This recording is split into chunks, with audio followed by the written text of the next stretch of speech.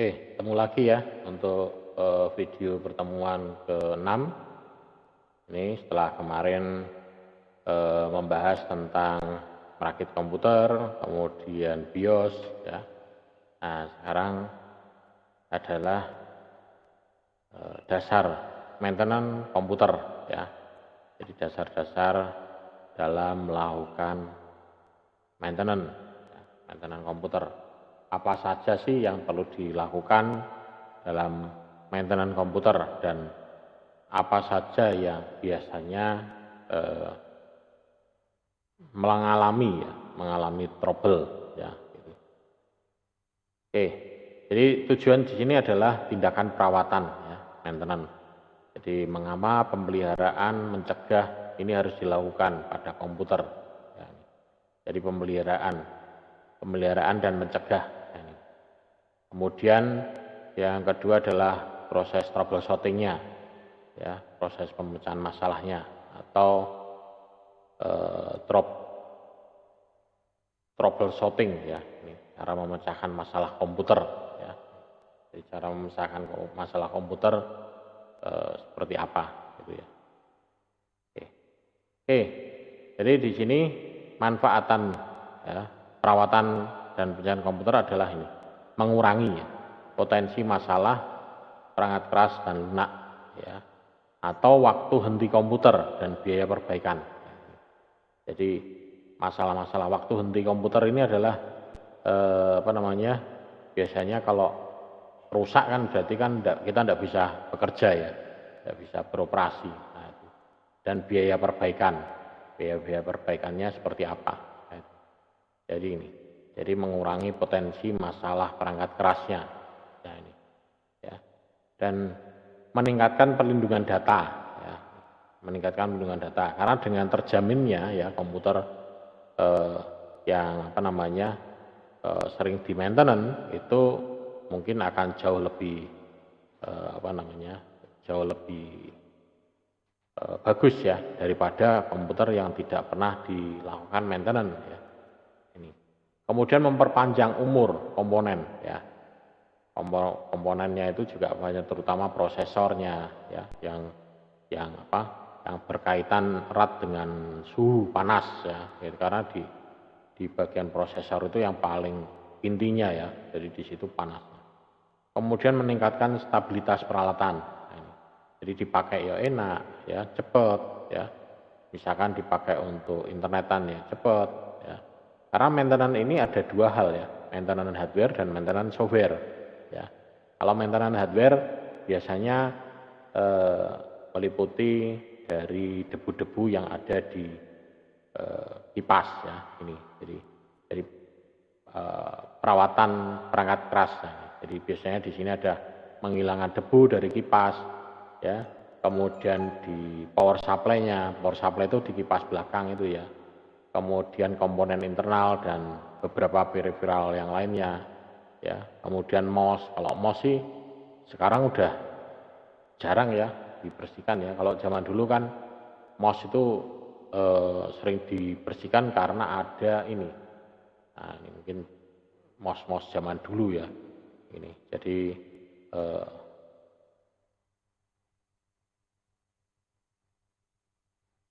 jadi mouse zaman dulu itu kan karena ada ininya, ada bolanya ya, gitu. Ya, kalau yang mouse sekarang optik itu kan rata-rata optik ya, jadi jarang sekali kotor. Ya. Nah ini kalau zaman dulu itu mouse-nya seperti ini. Jadi mouse-nya itu ada bolanya. Nah ini ada bolanya ini. Jadi dibuka bolanya ini yang mengandung kotoran dan kotorannya itu yang akan menyumbat di dalam di dalam sini sehingga putarannya tidak enak. Nah ini zaman dulu menggunakan ini bola. Kalau sekarang kan rata-rata sudah menggunakan pakai ini ya, cahaya ya, ini pakai yang ini. Jadi zaman dulu menggunakan ini.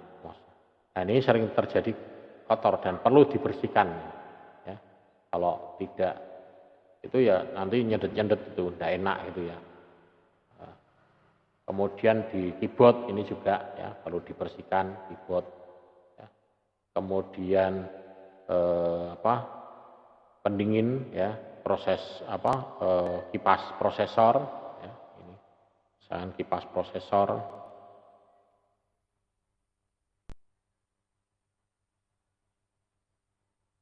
Nah, ini kipas prosesornya ini juga perlu dibersihkan ya ini.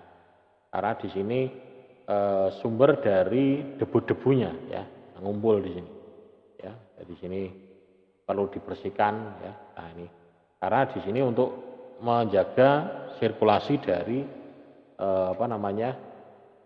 suhu ya, suhu dari prosesornya. Jadi kalau di sini ada sumbatan ya, proses pendinginannya juga akan terhambat juga ya. Kemudian gunakan cairan khusus ya, ini aerosol yang membersihkan ini ya. Kemudian jangan menggunakan air ya, atau air sabun ya, khusus pembersih khusus ya. Jadi misalkan cairan alkohol atau apa gitu. Mouse keyboard itu biasanya masukkan debu-debu ya, ini di dalam touch-nya ya. Kemudian layar ya, layar monitornya kalau tabung ya dibersihkan pakai cairan pembersih kaca, tapi kalau yang pakai LCD ya cairan pembersih khusus ya. Jadi kita harus tahu persis ini komponen hardware ini cairan pembersihnya apa. Jangan sembarangan ya, nanti bisa-bisa malah rusak ya gitu. Jadi itu pembersihan dari perangkat keras. Kemudian kalau yang dari perangkat lunaknya ini bisa juga dari operating systemnya ya, operating systemnya. Jadi operating systemnya mungkin dilakukan backup update ya, update secara berkala bisa juga. Kalau bisa ya update-nya dilakukan berapa, dicek seminggu sekali ya. Jangan sampai mengganggu pekerjaan kita. Pada saat kita kerja tiba-tiba langsung komputernya muncul peringatan untuk restart, untuk upgrade. Nah gitu. Setelah kita upgrade restart lama gitu ya, prosesnya lama sekali. Ya kalau misalkan proses restart gitu bisa kita pilih nanti ya gitu. Tapi kadang juga yang saya pernah mengalami ya, itu proses restartnya pada saat pas mau shutdown ya. Ada di kampus sudah jam setengah 9 malam, sekitar jam 8 lah, setengah 9 gitu. Kemudian mau saya shutdown, nah, di situ shutdown dan update.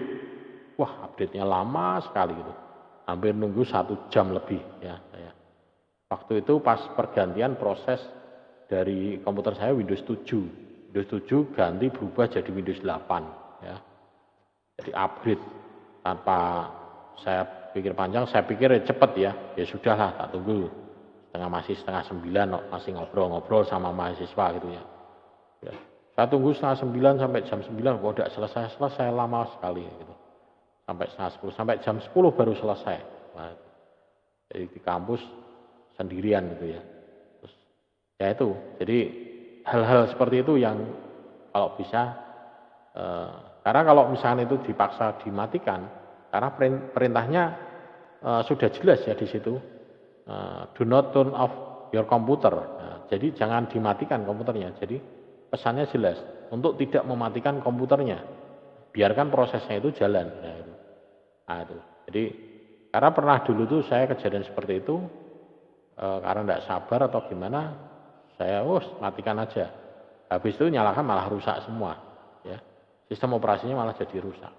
Jadi kalau proses update ya biarkan proses. Biasanya pada saat shutdown muncul prosentase biasanya sampai 30% sampai 40%, terus nanti komputernya restart. Nah pada saat restart itu kesempatan kita langsung matikan dulu, jangan langsung nyalakan. Karena kalau nanti langsung nyalakan lagi, nanti dia masuk ke prosentase tetap 30% lanjut lagi. Nah itu agak lama juga lagi. Pas proses restart langsung mati, langsung kita matikan, ya, jangan langsung dinyalakan lagi. Ya, ini jadi pembaruan ya, ini pembaruan. Memang di sini ini yang terlebih lagi adalah antivirusnya, ya, antivirusnya. Ini antivirus juga sangat penting ya.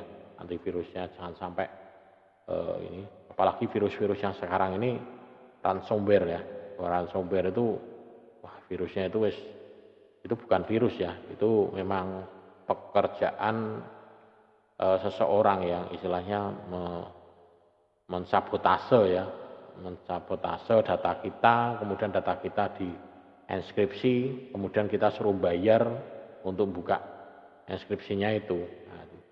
Nah itu sangat sampai sekarang masih belum bisa disembuhkan kalau kena ransomware ya. Gitu. Ya paling aman ya kita lakukan backup rutin ya, data kita backup rutin ya, kemudian kita backupnya jangan dijadikan satu dengan komputer kita, jangan jadikan satu dengan tas laptop kita, backupnya kita tinggal di rumah ya, jangan dibawa, backup ya sudah backup, habis itu tinggal di rumah, jangan dibawa. Atau bisa juga di backup di online ya, cloud ya, itu bisa juga disimpan di online. Tapi disimpan di online pun juga perlu tempat yang bisa kita percaya ya, jangan asal online kan. Ya. Kemudian ini ada contoh misalkan pembersihan dari kalau misalkan laptop ya, ini laptop kan jarang sekali ya di servis ya, karena memang bukanya juga khusus ya, orang-orang yang punya pengalaman khusus, tekniknya juga khusus, beda dengan PC. Kalau PC mungkin kita bisa buka sendiri bisa ya, pakai vacuum cleaner, disebul itu ya bisa ya, penting debu-debunya bisa keluar biasanya ya. Nah, apalagi kalau yang pekerjaannya di lapangan ya, seperti ini ya, pekerjaan di lapangan, laptop sering dibawa ke lapangan, ini debu udah pasti di sini banyak sekali ya. Belum lagi nanti kalau misalnya hujan atau apa gitu. Kemudian install update, nah ini update ya. Update ini juga dilakukan kalau misalkan ini ada update seperti ini ya kita jalankan. Tapi ya ini pada posisi longgar ya, misalkan pas weekend gitu ya. Nah ini kita jalankan karena kadang juga kita tidak tahu kejadian apa setelah diupdate ini, berapa lama kita tidak bisa memprediksi ya ini. Karena munculnya di situ hanya persentase biasanya, bukan estimasi waktu ya. Kalau munculnya estimasi waktu masih mending ya, oh ini berarti kurang lebihnya, tapi ini persentase, 1%-nya berapa menit kita tidak tahu ya, itu. Jadi kita tidak bisa memprediksi kalau misalnya. Kemudian pembersihan ini casing internalnya dari debu, kotoran yang menumpuk di komputer, debu-debu, terutama di kipas-kipasnya ini ya, bagian kipas ini. Ini sumber dari debu ya. Ini akumulasi kotoran debu ini juga akan menghalangi aliran udara, jadi menghambat ya. Ini. Jadi segala sesuatu yang ada lubangnya, kipas itu masih ada kotorannya. Jadi kita bisa bersihkan di sini. Kemudian bisa juga gunakan penyedot debu ya. Tapi yang alirannya rendah ya. Jangan yang penyedot debu yang kencang ya. Penyedot debu yang kencang kemungkinan bisa juga komponen-komponen yang lain mungkin kayak jumper-jumper bisa juga ikut lepas ya. Ini jadi gunakan penyedot debu yang sambil dikuas gitu ya. Sambil dikuasi kemudian dilakukan penyedot debu, kemudian bisa disemprot pakai kontak cleaner ya. Kontak cleaner itu cairan yang dia ada alkoholnya ya, semriwing gitu kalau kena kayak spiritus gitu ya. Itu jadi bersihkan. Jadi dia ngangkat debu-debunya, kotorannya yang menempel. Terutama di slot-slotnya, slot PCI, slot AGB, slot-slotnya itu kan kadang masukkan debu. Kalau komputer kita itu posisinya adalah desktop. Tapi kalau yang tower seperti ini tidak kotor ya. Ini, karena dia slotnya posisinya vertikal ya ini. Jadi tidak akan bisa masuk di sini. Kemudian komponen internal ini, unit pendingin, kipas, memori ya, kartu adaptor. Nah, ini slot-slotnya ini ya. Kipas ini bisa juga kipas di prosesor, kemudian kipas di casing, kipas di power supply, kipas di VGA, nah itu ada, bisa dibersihkan semua. Kemudian komponen internal, ini juga bisa dijadwalkan ya secara reguler. Komponen utama, misalkan pendinginnya, kipasnya, CPU, kipas, dan memorinya, ya ini bisa dibersihkan secara reguler, misalkan sebulan sekali atau ya tergantung kondisi ruangannya. Kalau ruangannya ber-AC mungkin agak lama ya, bisa mungkin 3 bulan atau 6 bulan sekali ya. Tapi kalau ruangannya tidak ber-AC atau di lapangan, wah itu mungkin bisa jadi seminggu sekali atau sebulan sekali ya, itu juga bisa. Nah ini, jadi ini bentuk penumpukan ini kalau yang sederhana ya. Tapi ini numpuknya di atas ini di dalam sini udah banyak sekali ya tumpukan kotorannya. Kemudian pakai compression air. Ini jenis pembersihnya ya. Jenis pembersihnya bisa gunakan itu cairan pembersih yang bisa diandalkan ya. Jangan asal pembersih ya. Itu tapi cairan pembersih yang bisa diandalkan dan aman untuk sirkuit ini mainboardnya semuanya. Biasanya kalau ini tuh kondisi nyala pun disemprot ini tidak apa-apa. Gitu. Jadi dia tidak menghantar arus listrik. Kemudian masalah lingkungan ini juga perlu diperhatikan. Komputer tidak boleh dioperasikan dalam kondisi lingkungan yang keras. Maksudnya lingkungan keras ini panas ya. Gitu. Nah, ini. Jadi karena sifatnya yang mobile, laptop tunduk pada berbagai kondisi lingkungan. Jadi di sini. Jadi ada aturannya. Ya, jadi laptop itu karena memang dia mobile, kadang dipakai di lapangan, di ruangan ber-AC, ya, ada ruangan yang panas, yang mungkin masuk di ruangan genset untuk ngatur itu ya. Karena ada juga yang untuk ngatur setting genset, misalkan untuk apa gitu. Nah itu. Jadi berbagai jenis ya. Dan di sini ada beberapa pedoman untuk membantu memastikan kinerja dari ini. Yang pertama adalah jangan menghalangi ventilasi atau aliran udara ke komponen internal. Nah, ini. Terutama kalau masang komputer, ini biasanya menghadap ke belakang, ini belakangnya dinding. Nah ini kipasnya ini tidak bisa mengalirkan udara secara bebas. Ya minimal dikasih jarak berapa? 30 cm lah dari dinding. Jadi jangan mepet banget sama dinding. 30 cm sama dinding ya, atau mungkin agak lebih jauh lagi 1 meter dari dinding ya. Terus kemudian laptop ya, kadang laptop itu sirkulasi kisi-kisinya ini ada di bawah ya, tapi kadang kita kerjanya misalnya di kasur ya, nah, ini kan tersumbat ya, jadi aliran udaranya yang masuk di situ terhambat karena kisi-kisinya di bawah. Jadi bisa diperhatikan kisi-kisi kalau laptop di mana ya, kalau bisa pakai matras ya, matras papan atau apa atau buku ya.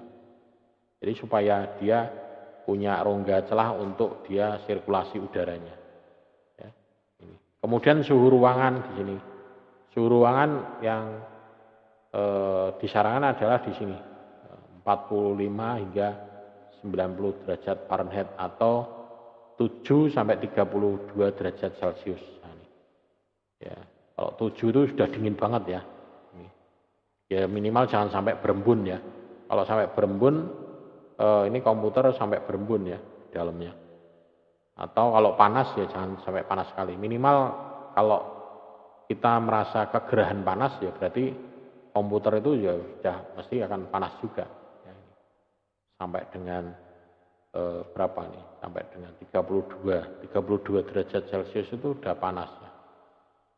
32. Suhu tubuh manusia kan 37 ya, 36 ya ini. Kemudian tingkat kelembapan ya ini antara 10 sampai 80%. Nah, ini. Jadi tingkat kelembapannya juga perlu dijaga juga ya, jangan terlalu lembab sekali dan jangan terlalu kering ya ini. Ini adalah backup ya, prosedur backup mengamankan data kita dari kegagalan ya. Jadi backup. Ini backup yang ada di bawaan dari komputer. Nah, ini backup. Biasanya di sini pada saat backup kita diminta untuk memasukkan pakai keping CD atau DVD atau backup ke hard disk pakai koneksi USB atau LAN jaringan ya. Di sini ada backup, ada restore ya. Backup di sini ada macam-macam ya, ada backup data, ada backup sistem. Ya ini. Jadi ada backup data, ini ada create system image. Nah, ini backup system ya. Kemudian ada create system repair disk. Nah, ini kayak boot disknya. Boot disknya. Jadi kalau kegagalan bootnya bisa menggunakan ini. Kalau zaman dulu masih sering ya. Karena zaman dulu kita masih bisa booting lewat disket ataupun jadi misalnya disket kena virus, master boot recordnya kena virus ya tidak bisa booting, bisa kita lakukan repair ataupun ini. Jadi ini backup yang ada di sini dan bisa dilakukan secara berkala ya. Atau bisa kita schedulekan, bisa kita buat schedule, dibuat jadwal ya. Ini kalau saya besarkan juga. Nah, ini ya. Jadi bisa dibuat dijadwalkan. Ini. Kemudian troubleshooting. Nah ini yang paling penting troubleshootingnya. Ya, di sini pemecahan masalah troubleshooting ini kita harus melakukan pendekatan yang terorganisir dan logis untuk masalah. Jadi kita harus cari tahu dulu, jangan langsung wah ini rusak ininya, rusak ini enggak. Jadi kita harus melakukan pendekatan dulu kalau. Kemudian menghilangkan variabel atau mengidentifikasi penyebab masalah dalam urutan yang sistematis. Nah, jadi kita di sini dibutuhkan logik yang main ya. Kemudian keterampilan memecahkan masalah ini menjadi lebih baik dengan pengalaman. Ya. Tentunya ada pengalamannya juga. Ya. Jadi sebelum masalah ini lindungi data pengguna. Minimal backup dulu. Ya. Datanya di backup dulu atau dicari tahu. Ini datanya apa, di mana, ya, backup dulu. Ya. Kalau misalkan si usernya menyatakan, udah enggak apa-apa, data hilang enggak apa-apa, gitu. Ya sudah. Buat pernyataan itu berarti dia sudah tidak ada masalah. Ya. Tapi kalau misalkan, wah mas hati-hati ya mas, ada data saya yang penting, misalkan data skripsi, atau, nah itu, wis sampai bab akhir, wis tinggal nyetak, hilang, rusak. Waduh, nangis ya.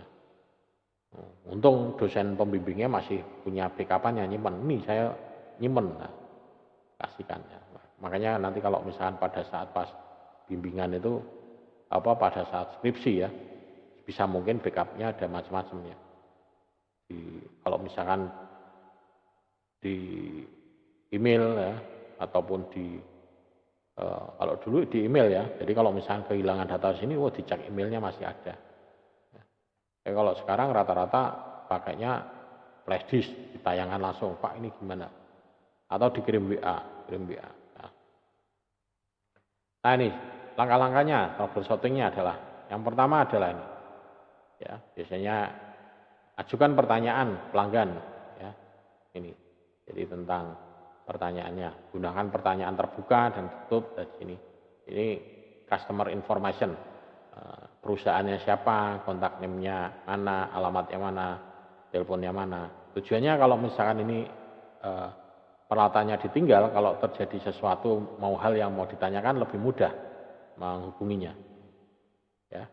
Kemudian komputer konfigurasi, perlu dicatat juga ini.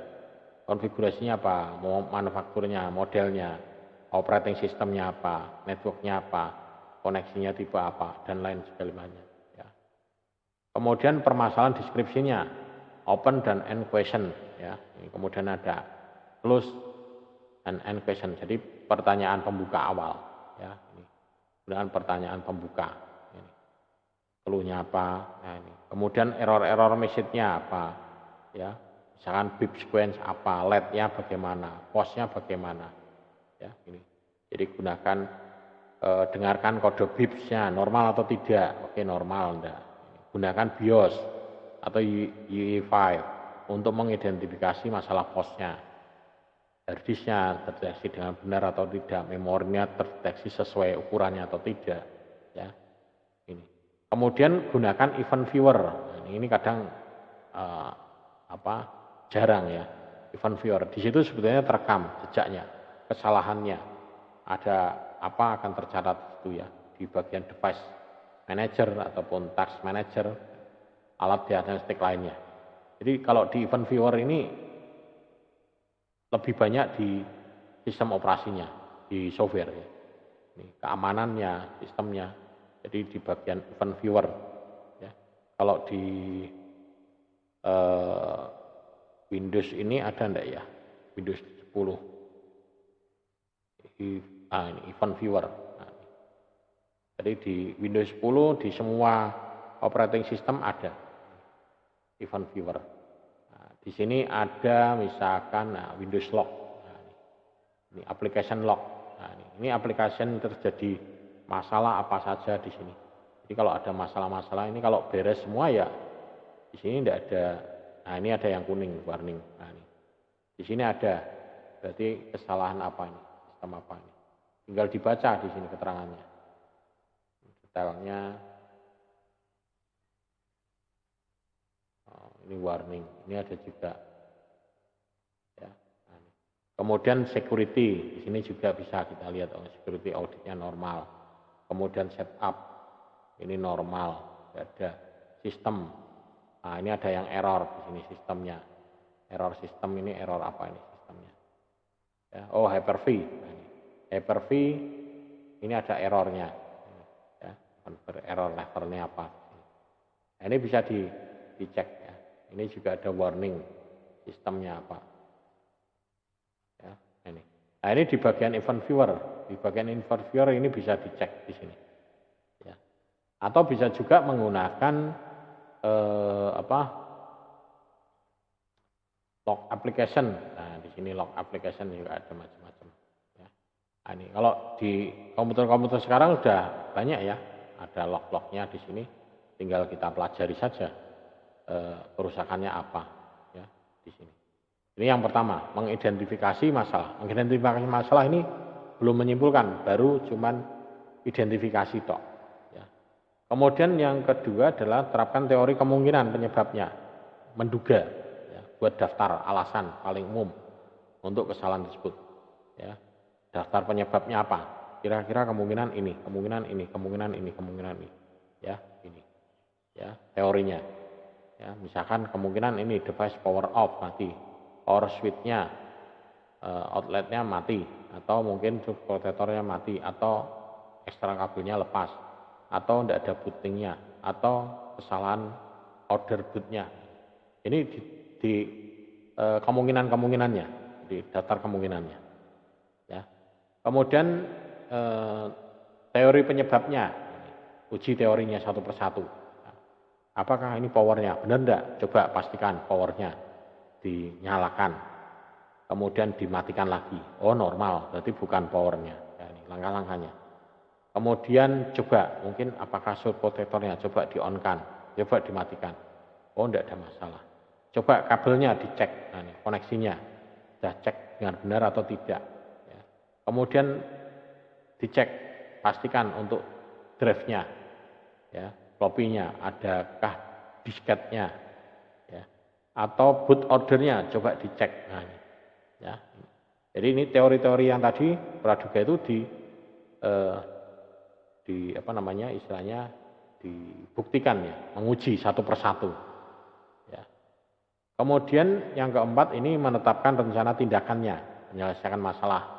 Jadi setelah itu baru kita tuliskan rencana untuk menyelesaikan masalah. Yang pertama mungkin bisa juga ini, jika tidak ada solusi ya pada ini maka ikuti langkah ini misalkan helpdesk repair log, ya, cari helpdesk repair lognya dulu.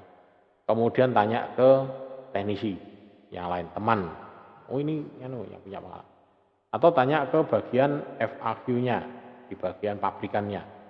Tanya jawabnya atau yang sering ada, biasanya kan ada tanya jawab ya. Permasalahan ini jawabannya ini sudah ada gitu ya. Kemudian bisa juga tanya ke website, nah, teknisi secara website dari vendor resminya, atau news group, milis. Nah, itu. Kemudian komputer manualnya, buku manualnya, nah, ini baca, device manualnya, online forum, internet searching. Nah, ini. Tapi kalau sekarang terbalik ya, karena sekarang internetnya sudah kenceng, balik.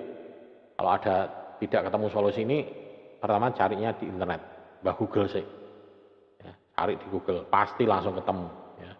Jadi sekarang itu helpdesk, tanya ke teknisi yang lainnya ini, tanya ke teknisi yang lainnya bukan mesti jawabannya juga sama. Aku ada masalah kayak gini, solusinya apa ya? Coba cari di Google, mesti gitu. Ya toh? Ada tanya, ini ya, kamu pernah nangani kasus ini? Coba cari di Google gitu. Masih gitu jawabannya sekarang. Ya, jadi sekarang itu sudah nyari kayak gini itu sudah karena sekarang cari di Google itu sudah suatu troubleshooting ini yang sudah menyingkat waktu ini ya, menyingkat waktu ini semua. Ya, ini. Jadi kita tidak perlu pusing-pusing ini cari Google mesti ketemu. Gambarnya di crop, dipotong, tempelkan di gambar Google, muncul gambar yang serumah itu nanti. Kemudian verifikasi fungsi sistem lengkapnya jika dilakukan. Ini terapkan tindakan pencegahan ini, proses pemecahan masalah yang belum berakhir. Ini. Jadi coba booting ulang komputernya, ya ini. Pastikan semuanya berjalan dengan benar. Cek networknya, koneksi internetnya, coba print dokumen, coba pasang device-nya, coba cek message errornya ada atau tidak. Jadi ini dilakukan pengecekan sekali lagi setelah ketemu permasalahannya. Jadi jangan sampai setelah ketemu permasalahannya, sudah selesai itu. Tidak. Jadi kalau ketemu permasalahannya, coba itu digawe error meneh. Ya, misalkan jangan-jangan dengan dipasangi USB komputernya jadi hang. Nah, USB-nya dilepas normal. Coba pasang lagi, hang atau tidak. Nah, kalau pasang lagi kok hang, lah, berarti cari tahu kenapa kok dipasangi USB-nya begitu pasangi flash disk kok hang. Nah, gitu. Nah, itu cari tahu. Mungkin ada komponen yang dia pada saat dipasang dia short atau bagaimana. Ya. Kemudian hasil temuan tindakan ini perlu didokumentasikan. Jadi, tapi yang terlebih adalah kita menjelaskan masalah ini kepada pelanggan. Jadi kalau misalkan pelanggannya memang ingin tahu, ya setidaknya ya kita informasikan ya,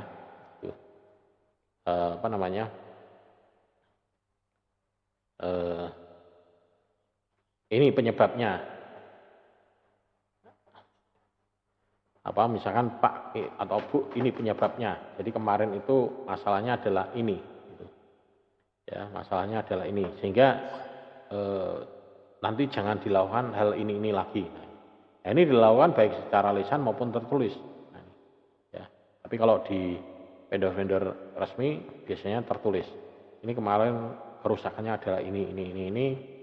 Perbaikannya ini. Alat yang diganti adalah ini semua. Nah, itu ada ini. Jadi ada dokumentasi. Dan pelanggan harus mencoba mereproduksi masalah setelah solusi diimplementasikan. Kemudian dokumentasikan semuanya ini. Ya. Jadi untuk referensi ke depan. Nah, ini. Jadi diskusikan solusinya dengan customer. Jadi setelah ini ketemu. Ya, ini langkah yang ke-6. Nah, masalah dan solusi yang paling umum ya, masalah yang istilahnya dapat dikaitkan dengan perangkat keras, perangkat lunak, jaringan atau kombinasi dari ketiganya. Ini bisa juga ya. Jadi identifikasi masalah di sini ya, masalah perangkat penyimpanannya atau mainboard atau komponen internalnya. Atau mungkin bisa juga masalah satu daya, masalah CPU, memori ya. Jadi ini beberapa masalah-masalah dan solusi yang secara umum. Ya. Nah, ini. contohnya. Ini permasalahan dan solusi untuk storage, ya, media penyimpanan. Nah, ini identifikasi masalah, kemudian problem, kemudian solusinya. Ya. Identifikasi masalah, ini komputernya tidak mengenal storage-nya. Nah, di sini problemnya, dugaannya kemungkinan power kabelnya lepas, atau data kabelnya lepas, atau jumpernya tidak benar, atau storage-nya, penyimpanannya rusak, atau storage di BIOS-nya settingnya tidak tepat. Nah, lakukan perbaikannya seperti ini. Ya. Ini security, cek kabelnya, coba reset jumpernya, ganti storage dengan yang lain, ada reset storage device setting BIOS-nya. Kemudian floppy disk ini tidak bisa membaca medianya. Mungkin cek kabel powernya, coba kabelnya benar posisi pin 1 konektor kabelnya itu, ya, kabel datanya itu benar atau terbalik. Nah, ini solusinya seperti ini. Kemudian di sini ada komputer file, ya, untuk membaca optical disk. Nah, ini solusinya apa? Kemudian komputer tidak bisa mengeluarkan CD. Cek. Ya. Kemudian komputer tidak mengenal skasi. Nah, jadi di sini adalah beberapa contoh. Ini untuk yang media storage, ya, yang untuk storage-nya. Kemudian ini problem dan solusi untuk motherboard dan internal komponen. Misalkan clock-nya tidak sama, mungkin cek CMOS-nya, baterai CMOS-nya mungkin habis atau apa. Kemudian menyimpan data, ya, dari USB flash ini terlalu lambat. Nah, mungkin dicek motherboard-nya mungkin tidak support dengan USB 3 atau USB flash-nya itu tidak support dengan USB 3 atau yang lainnya. Ya. Kemudian ada setelah update BIOS firmware komputernya tidak jalan. Nah, ini mungkin dicek firmware BIOS-nya mungkin tidak tidak sesuai.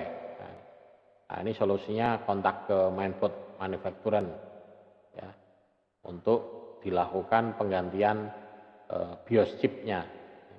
Karena kalau misalnya kesalahan itu ya sudah tidak bisa.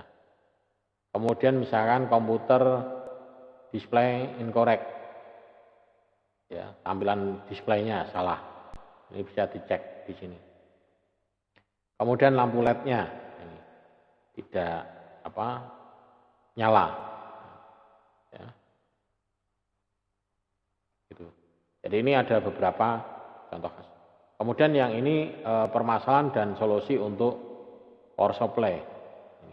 Jadi komputernya tidak nyala, mungkin dicek power supply-nya, pasang ke AC ke listrik benar atau enggak. Ya, listriknya ada arusnya atau tidak. Ya. Sudah kepasang tapi listriknya tidak ada arusnya. Ya, gitu. Kemudian komputer booting dan matikan. Mungkin dicek power supply-nya, ya, dan keluar asapnya ini, atau there is a smoke or a smell of the burning electric. Jadi ada asap dan sedikit bau kayak elektronik, perangkat elektronik yang kebakar. Nah, ini segera power supply-nya mungkin rusak atau kebakar, ya, ganti coba. Gitu. Ya. Kemudian permasalahan di CPU. Nah, ini ada di CPU dan memori. Nah, ini misalkan komputer tidak bisa booting. Nah, ini coba dicek CPU-nya bagaimana, ya, atau reinstall CPU-nya. Kemudian CPU fan-nya, ya, menimbulkan noise suara, ya, berisik gitu, ya, kipasnya berisik gitu, ya. Nah, mungkin rusak atau patah atau diganti, ya. Komputernya booting tanpa ada warning, ya, jadi tiba-tiba langsung mati jelat gitu, ya. Ya, mungkin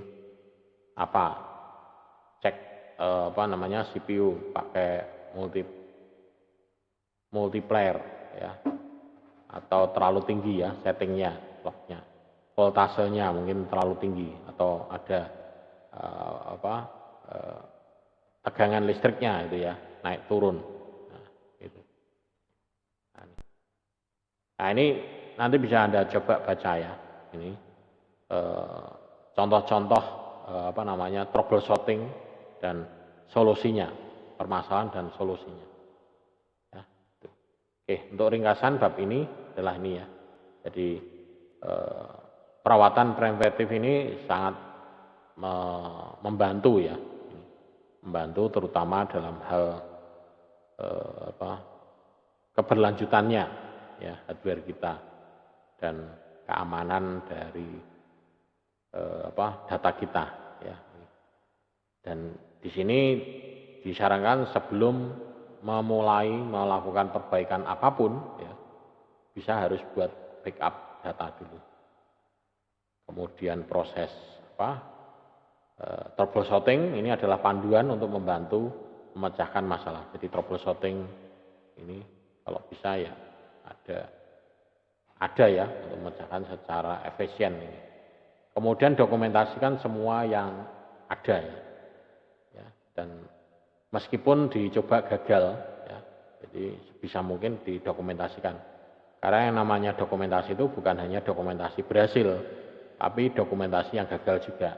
Oh kemarin saya mencoba ini, akibatnya adalah seperti ini.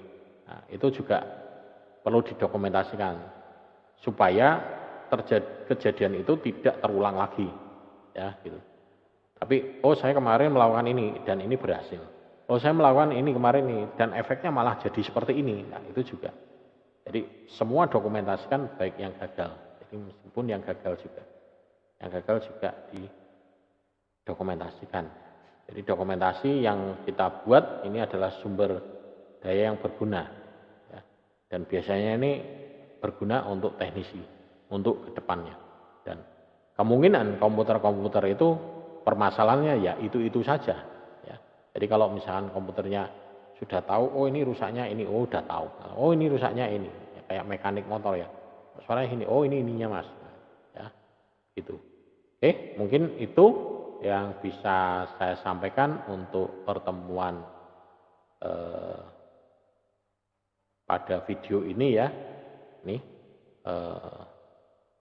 mungkin kalau ada yang mau ditanyakan tentang ini, jadi ini sifatnya ini adalah troubleshooting ya. Jadi Anda tinggal membaca, kecuali kalau Anda punya pengalaman ya, nanti bisa Anda gimana mau sharingnya ya.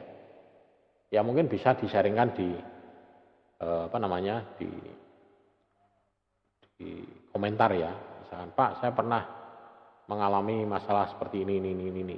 Kira-kira itu penyebabnya apa ya? Nah, itu.